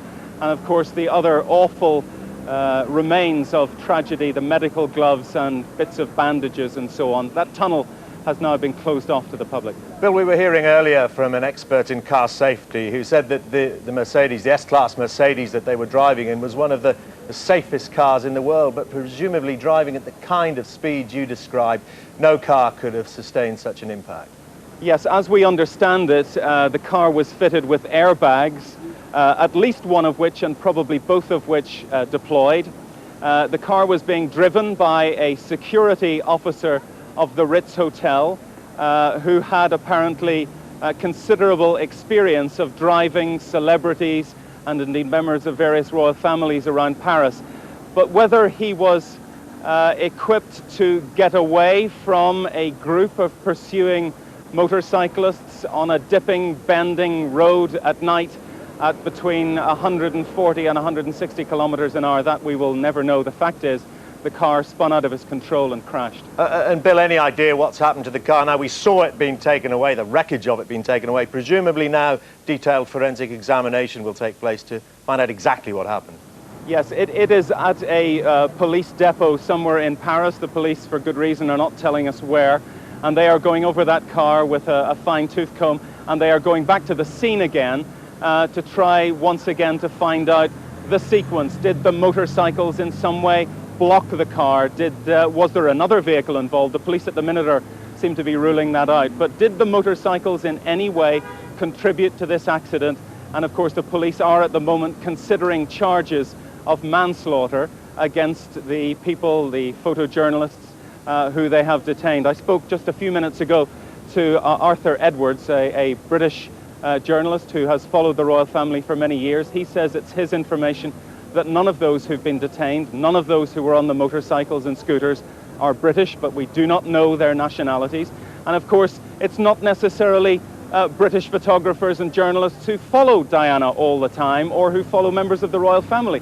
Indeed, many of the more lurid, sensational, and indeed lucrative shots have been taken with long lenses from freelance photographers who are not members of the British press pack, but who know that one photograph can buy them 1 year of traveling around Europe, probably, following members of the royal family. So we don't yet know the identities or the nationalities of those photographers. They certainly have been questioned by police. We don't yet know if the police have released them from custody. Bill Neely in Paris for the time being. Thank you very much indeed. Well, let's go now to Buckingham Palace, where Tim Hewitt, our reporter, is there. Tim, the crowd's gathering behind you, I see. Yes, indeed, Dermot. The crowd is now, as you can probably see, although the police have cleared an area across the front of Buckingham Palace, there is a crowd now here of many, many hundred people. They've been gathering since first light, really. People have been laying floral tributes to the princess at the front gates of Buckingham Palace, and about 30 minutes ago the police tried to move those flowers aside so the gates could be used, and there was a fairly angry response from a small section of the crowd, and it was decided to leave the flowers where they are. But people have been laying flowers all morning.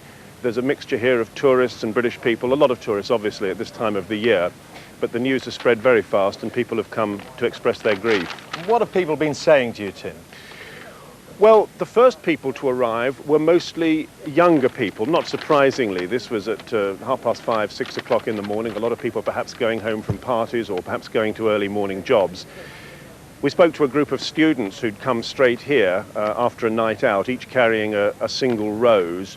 Their feeling was very much that the princess represented the young people of this country. She was the one member of the family who they felt in touch with, and they simply wanted to express their grief.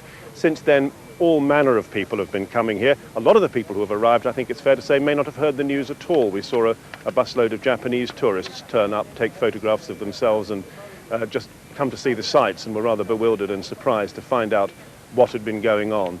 But mainly it's an outpouring of grief, as you'd expect, and from young people particularly, a very strong feeling that they've lost somebody that they felt very close to. Tim, there are the formal questions about the period of mourning, the removal of the princess's body from Paris. Is anything coming out of Buckingham Palace about that? Nothing has come out so far. My understanding is that the Lord Chamberlain and his office or his staff are meeting at the moment, as we understand it, to discuss questions of funeral arrangements. There are various formalities to be dealt with, I believe, about returning the princess's body to this country from France.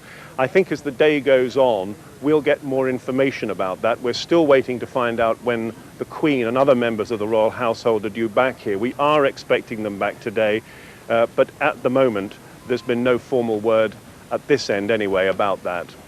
OK, Tim, thanks very much indeed. Well, let's now go to Balmoral, where the royal family have been on holiday. Prince Charles, the young Princes William and Harry. Our reporter David Rose is there. David, what's the mood there? A very, very sombre mood. The media's been here since about 5 in the morning, and they're a lot more subdued, understandably, than usual. Tourists, local people, visitors have been coming, standing quietly.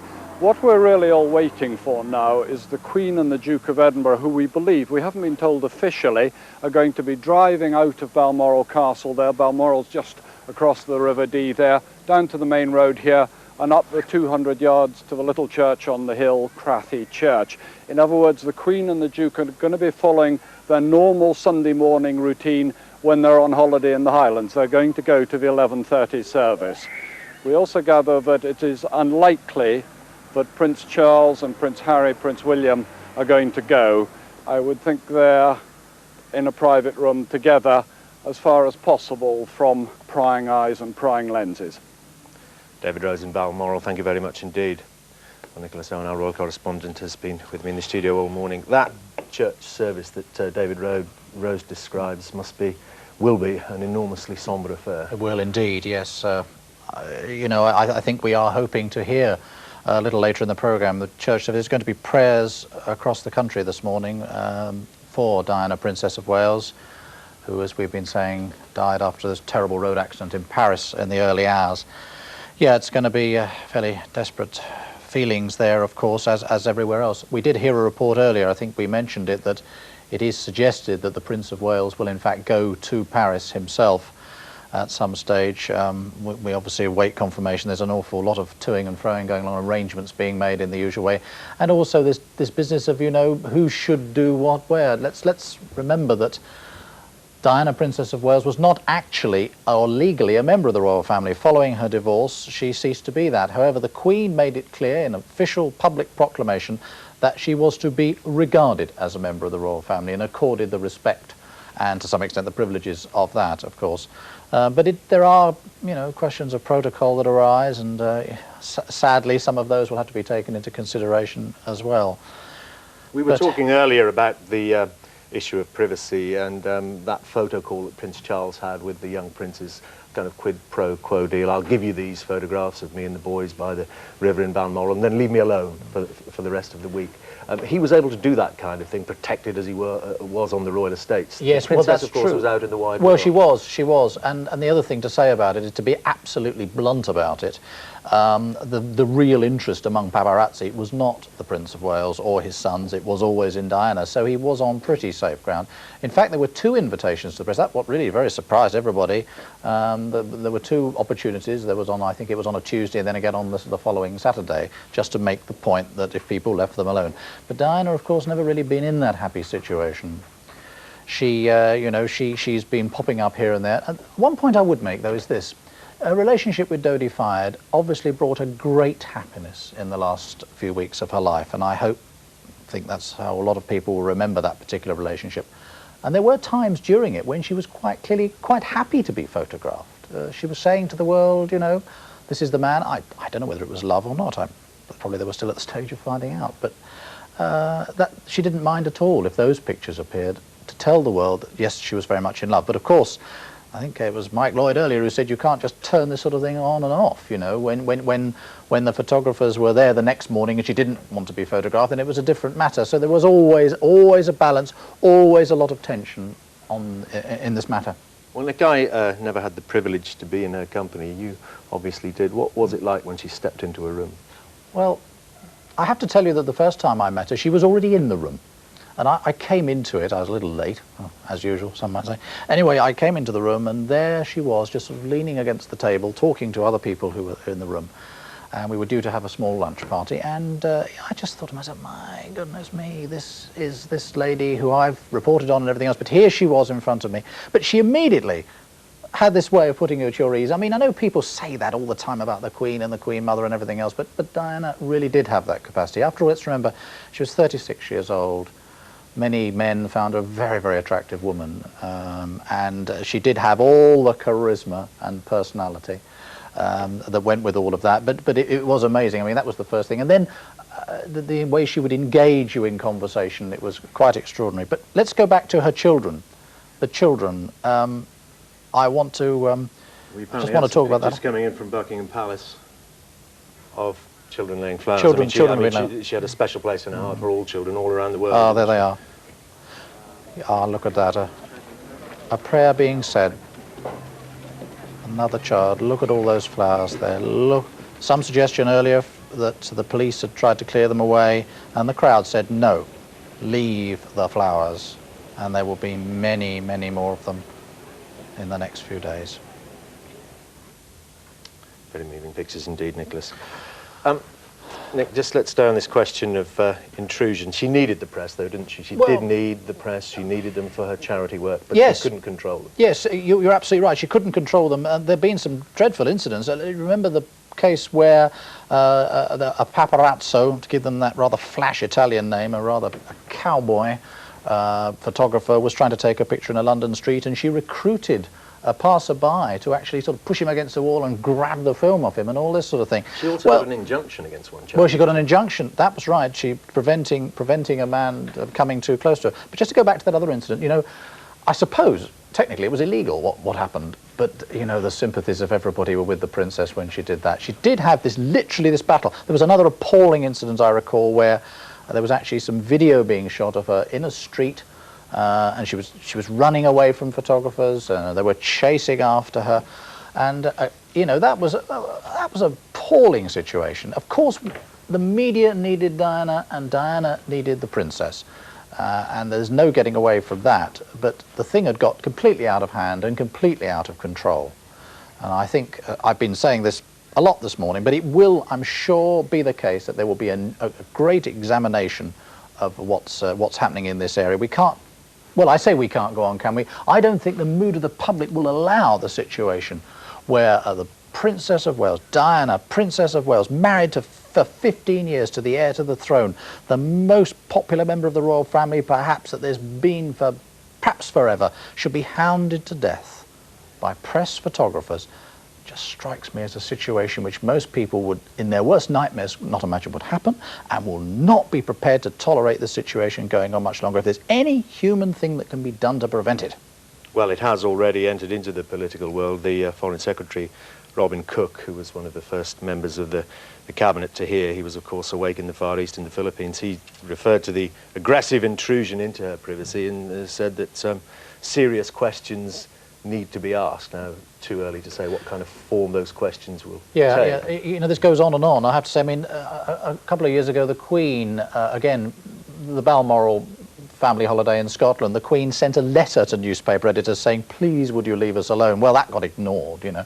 I mean, it is jolly difficult, this, but I think there is a feeling on both sides that what we don't want in this country is to bring in, you know, lots and lots and lots of new rules and laws without thinking through of the consequences. Nobody wants to stop the press, at least I hope nobody wants to stop the press, doing the legitimate job of, first of all, bringing information about what is going on, but also rooting out wrongdoing when there is that.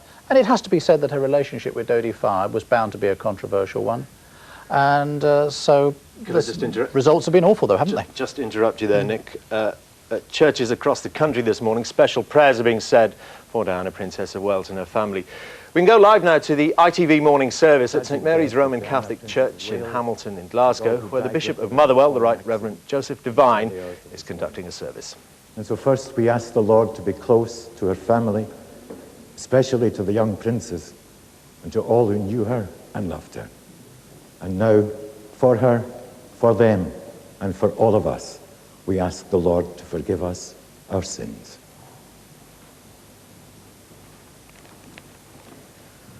Lord Jesus, you raise us to new life. Lord, have mercy. Lord, have mercy. Lord Jesus, you forgive us our sins. Christ, have mercy. Christ, have mercy. Lord Jesus, you feed us with your body and blood. Lord, have mercy. Lord, have mercy. May Almighty God have mercy on us, forgive us our sins, and bring us to everlasting life.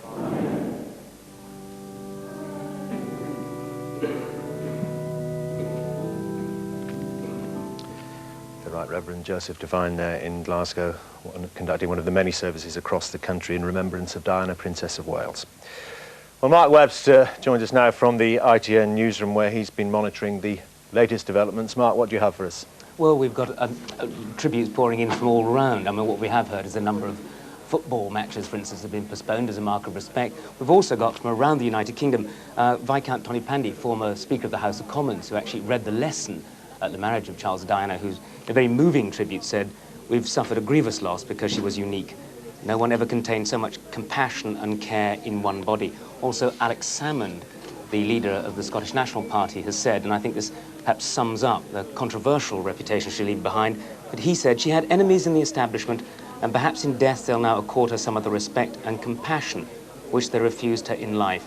We express our condolences to the family and friends of all the victims of this tragic accident. Also, the former Prime Minister Ted Heath, who's actually on a visit to the Chinese capital Beijing, said that the loss will be felt throughout the world. He said, "I have expressed my deepest sympathy on the tragic loss we've all suffered with the sudden and horrific death of Diana, Princess of Wales." Again, he says, the feeling of compassion and the feeling of loss will be felt throughout the world. She was a wonderful and a warm human being. Though her own life was often sadly touched by tragedy, she touched the lives of so many others in Britain, throughout the world, with joy and with comfort. How many times shall we remember her, in how many different ways? With the sick, the dying, with children, with the needy. When with just a look or a gesture that spoke so much more than words, she would reveal to all of us the depth of her compassion and her humanity. You know how difficult things were for her from time to time. I'm sure we can only guess at, but the people everywhere, not just here in Britain, everywhere, they kept faith with Princess Diana. They liked her, they loved her. They regarded her as one of the people. She was the people's princess. And that's how she will stay, how she will remain. And outside the princess's home, Kensington Palace, the people have begun laying flowers in tribute. Some overcome with their grief.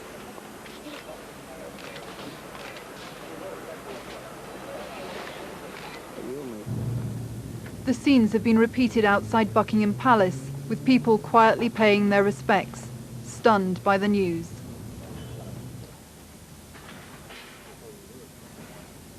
At Balmoral, where the royal family is spending the summer, flags are flying at half-mast.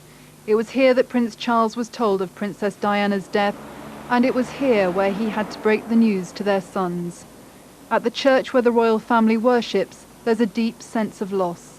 People here in the parish of Cratty will feel it very personally and will share the shock and the grief of the family. The royal family, as you know, are very closely connected with the parish. They are very much part of the family of Cratty, and Princess Diana was part of that family.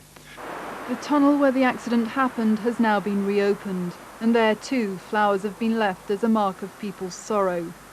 In coming days there will be many questions to be answered about the cause of the accident, but as that investigation gets underway, few have yet grasped the full impact of the tragedy. Alison Holt, BBC News.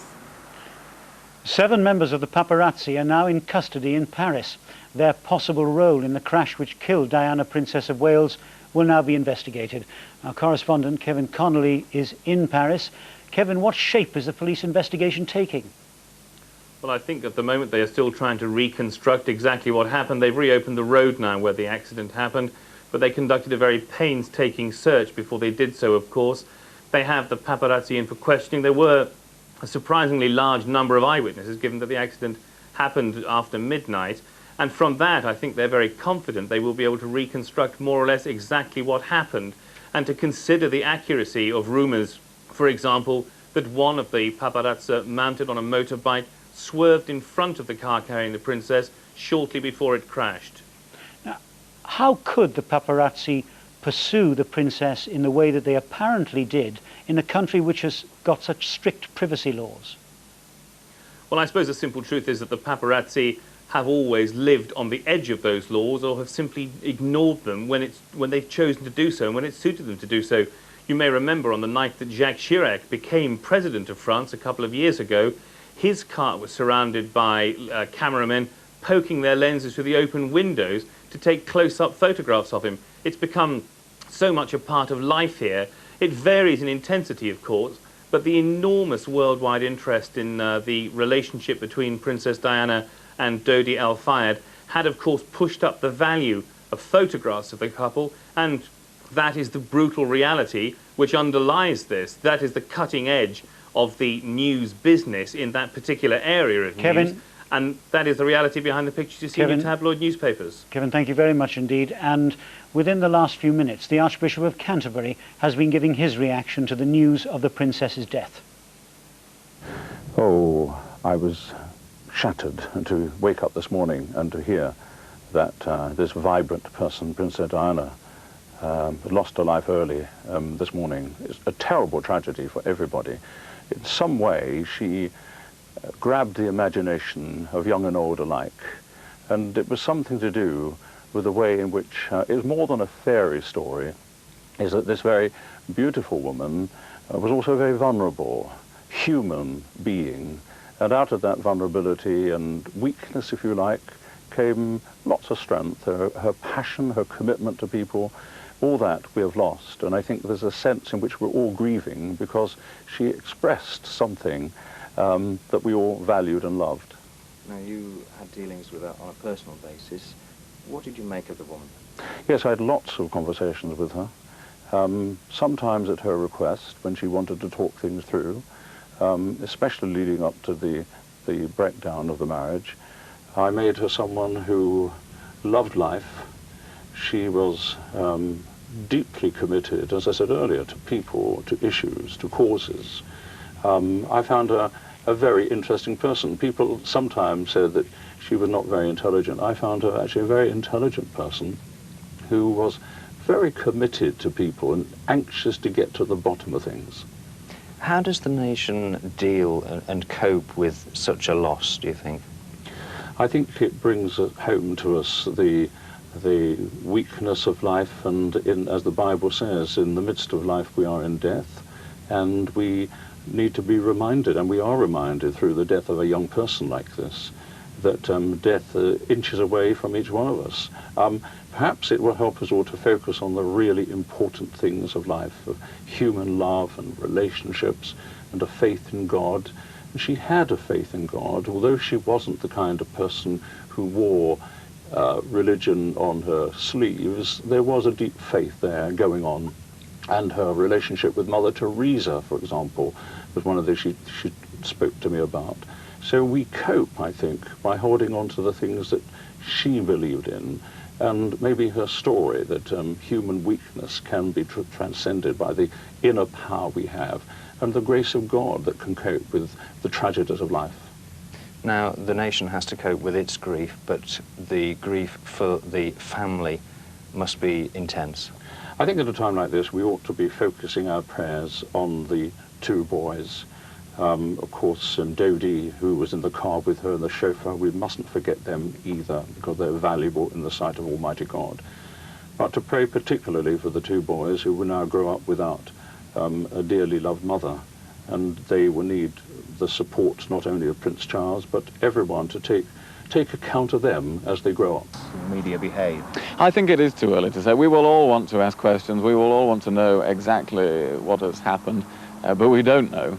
And I think it's too early to start having a debate about the law. This is a day of national sadness and reflection, and we should take the time to do that. Thank you very much. Conservative leader William Hague there paying his own tribute to Princess Diana, the Princess of Wales, at his constituency in North Yorkshire, and also confirming that his party will be suspending campaigning in the Scottish referendum polls. Well, as we reported earlier, French surgeons fought for 2 hours to try to save Princess Diana, but were unable to stem the internal bleeding in her chest.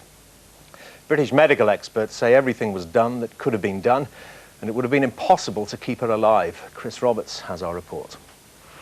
One look at the twisted remains of the princess's car, and it's obvious the extent of the injuries caused in the accident were massive. Bleeding profusely in the chest area, Diana was transported to a local Paris hospital, where doctors operated, then applied heart massage for 2 hours. It was all in vain, however, and the princess's death was officially recorded. Physicians in Britain believe French doctors could do little to save a patient with extensive injuries. The surgeon at the Paris hospital would have been presented with someone with severe breathing difficulties, a very low blood pressure, and probably a heart which wasn't working effectively. And so he would have had major problems in trying to resuscitate someone as badly as injured as that.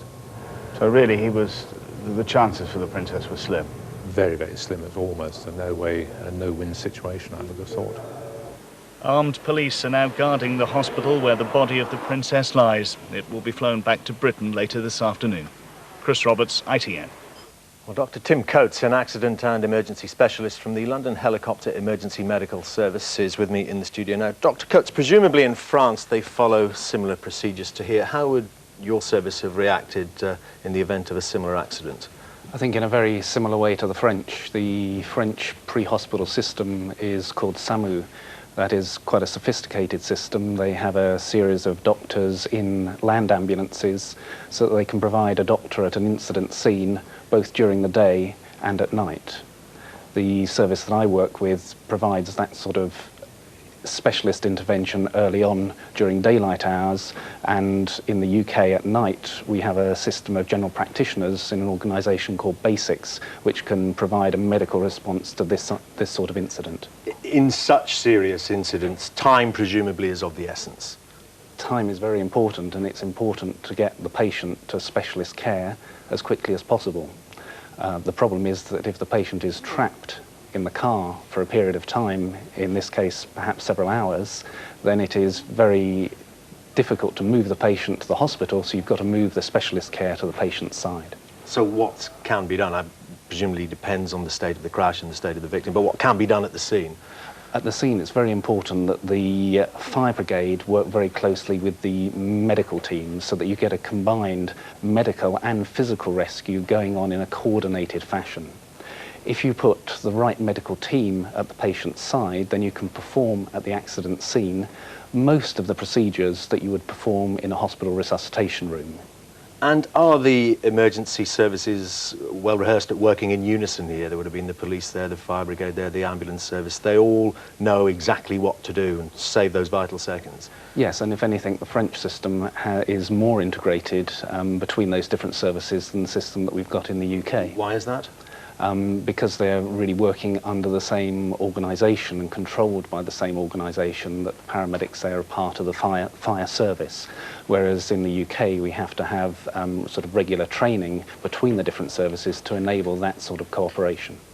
Dr. Tim Coates, thank you very much indeed for that. Thank you. Well, on the phone now is the Reverend John Hawthorne from St Mary the Virgin Church near the Prince of Wales home at Highgrove in Gloucestershire. The Princess was an occasional worshipper there. Dr. Hawthorne, your memories of the Princess? As a very lovely person, and we have treated her death here with an enormous sadness and shock. My own particular memory of her is of a wedding a few years ago when I came out of church after the wedding, and standing on the corner, leaning on the wall with one of her boys on either hand, and all three of them sucking ice creams. She was there like any other young mum with her children, watching the bride come out. I think that's how probably most of us around here will remember her, as someone, as part of the town, part of the family, someone who went into the local shops, who waved to the local people, and was very much loved and indeed respected and adored, really.